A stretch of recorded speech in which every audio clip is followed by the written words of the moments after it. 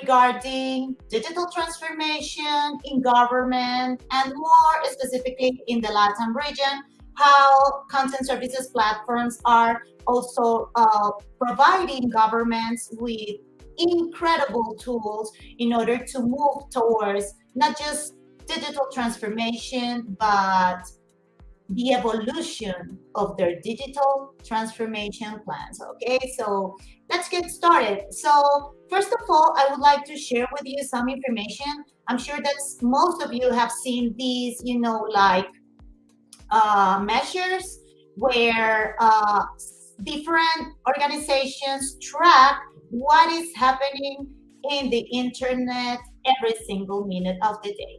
And this was quite interesting for me because if we compare what was going on in the internet in terms not just of social media, but like purchases and how citizens want to interact with different organizations and their governments, what we see is that everything has grown exponentially. Okay, so if we compare the data from December 2021 to the data from December 2022, that is what you see right now, this grew in a 30%. Amazing, right? And this is not just happening because we are in a digital era, but because new generations of digital natives, like the centennials and the millennials, are now also, like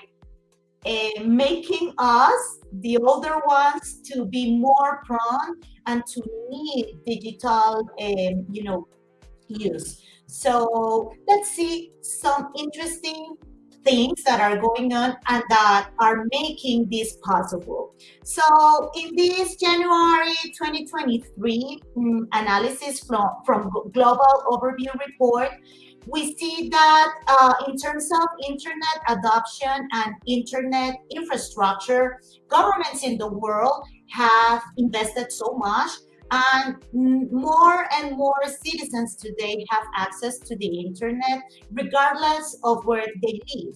In many cases, for example, if we see that global average of 64.4, but if we kind of do a scope and check on the data for Latin America, we can see that the access ranges have improved. And even though the range is very, very wide, our LATAM average is 69%, which is interesting, being 41.4% Haiti, and Chile having a 92% of internet coverage for their population.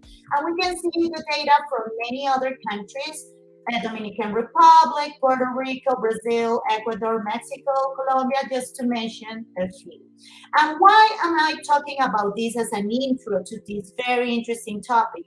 Because given the actual internet adoption and access that citizens have, there's also an increased expectation from citizens that they would have more access to services and information from their governments in an ubiquitous fashion, from any device that they have in their hand. So this is possible because governments in Latin America and around the world have continued to invest in their digital transformation and in e-government, like development. So this is the latest FD score.